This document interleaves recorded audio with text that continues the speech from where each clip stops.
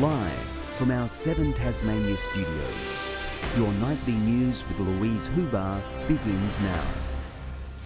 Good evening. A key charity says Tasmania's long housing waitlists are getting worse despite promises by both the federal and state governments who claim they have the answer. Hobart City Mission says it's never been asked to do more for those who are homeless as it gears up for a vital annual fundraiser.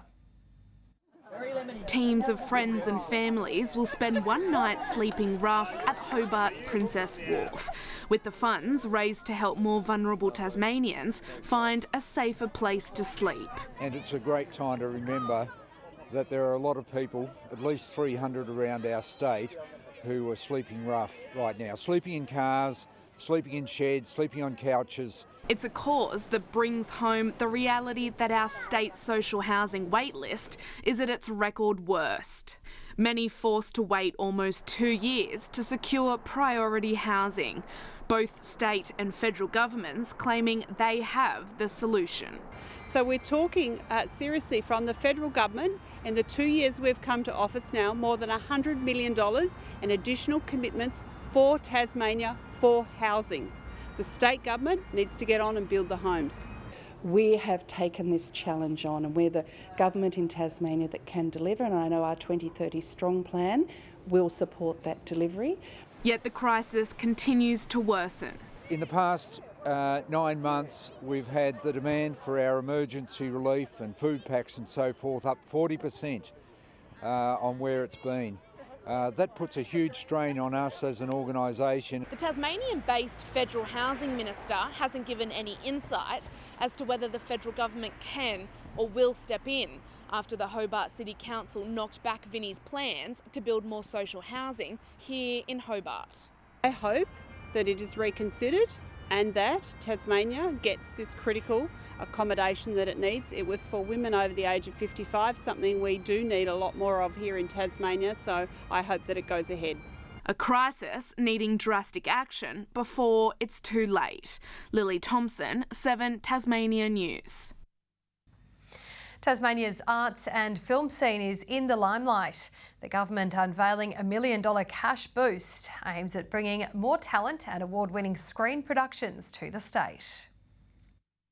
Tasmania may be small on the map, but our state is shining on this big stage, providing the backdrop for some of Australia's most watched TV shows. I'm absolutely thrilled that Bay of Fires is filming again here in Tasmania. The state government injecting more money into the arts and creative sectors, hoping to bring more talent and screen productions like Bay of Fires to our shores. We're investing more money, $1 million, into a screen incentive program to attract more of these incredible productions to Tasmania. Award-winning actress Marta Dusseldorp calling our state home as production of Season 2 unfolds. Absolutely beside ourselves that we were able to come back and do this with the Tasmanian government support. The cash splash is expected to boost Tasmania's economy and employment as film crews set up shop in the West Coast, as well as putting a spotlight on our landscapes, heritage and lifestyle to audiences around the world. We get to fill up the restaurants and the cafes and the wine bars and also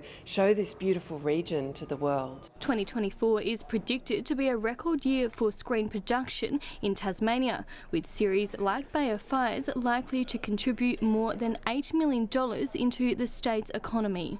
Rebecca Gaidaneris, 7 Tasmania News.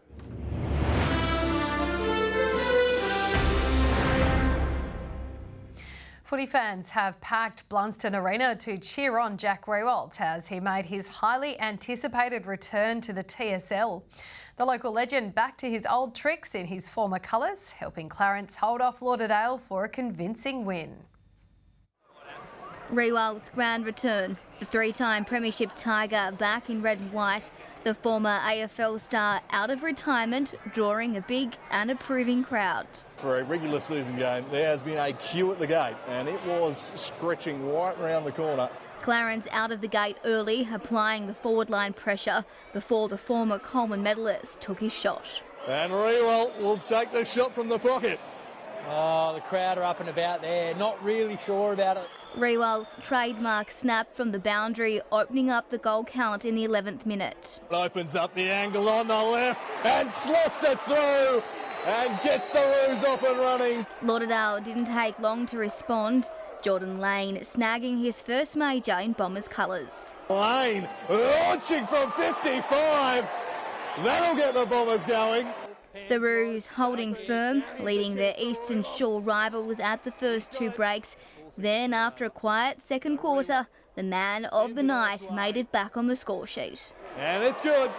Jack has his second of the evening, and the Roos are out by 32. The cherry on top, the 750-goal Richmond legend sealing his comeback with a third. He's got it.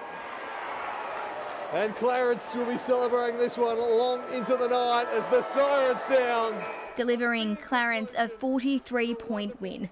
At Utah's Stadium, North Launceston dominated in the Northern Derby. It might carry the contest. It's a goal. Former coach Brad Coxgoodger making his return to boot 4 for the Bombers. Coxgoodger, 25 out, right of centre. Umpire says 4 points. Launceston making up for their round 1 hiding, but still not enough to tame their Cross River rivals. The Bombers sealing the win, 118-34. Victoria Easto, 7 Tasmania News. Meanwhile, Kingborough has made light work of North Hobart, thrashing the D's at Twin Ovals this afternoon. The Tigers back to their winning ways after a recent form slump, putting on a 13-goal masterclass to snatch a 66-point win at home. Zeitzen drives it home and the Kingborough faithful love it. His third, Kingborough's 13th. Today's result means the D's are winless after 7 games. Good evening. Starting to feel the chill overnight now with the lowest temperature recorded last night at -6 degrees in Lyowini. Hobart today reaching 11 degrees, 13 across Launceston and Burnie, 12 in Devonport. 14 was the state's top today in Eddystone, Cressy reaching 11 degrees, Flinders Island and Smithton 13 and 12 in Strawn. Across the state today shows low cloud mostly over the west with high cloud thickening over the rest of Tasmania. Further out, storms are seen over northeastern parts of New South Wales. Tomorrow, a cold front crosses Tasmania with showers statewide during the morning. West to southwesterly winds tomorrow, 20 to 30 knots, reaching 35 knots in the south. Swells up to 5 metres in the west and south and up to 1 metre in the north. A strong wind warning is current for the west coast, central north, east coast, Bank Strait and Franklin Sound. Tomorrow's forecast now, Hobart and Richmond 15, showers easing in Ouse. In the north, cloudy in Launceston, Devonport 16, Deloraine a shower or 2. 15 in Burnie tomorrow with showers, Strawn, showers easing, 16 in Curry. St Helens and Swansea partly cloudy and Whitemark a shower or 2 with wind easing. Looking ahead to the 3-day forecast now, Monday fine apart from light showers about the west and far south. Tuesday light showers in the west and south with morning frost and fog. And Wednesday fine apart from showers in the west. Capital cities 27 and mostly sunny in Perth tomorrow, cloudy in Adelaide and 33 in Darwin. And currently temperatures have dropped to a cool 9 degrees in Hobart, Launceston 8 and cloudy and Devonport 9 and cloudy. And that's all in Saturday night weather, Lou. Wonderful. Thank you very much for that, Jackie. And finally tonight, there's a bad taste being left in Tasmania's mouth after a competition across the ditch. A sample of our best tap water from Fern Tree has gone up against New Zealand's best water, winning in a blind tasting. Well, we know who has the world's best tasting water. It seems our trans-Tasman neighbours either can't tell or are too embarrassed to admit it. The competition, unbelievably, ending in a draw. And that wraps up your news for this Saturday evening. Thank you for joining us tonight. We will be back with you tomorrow. Good night.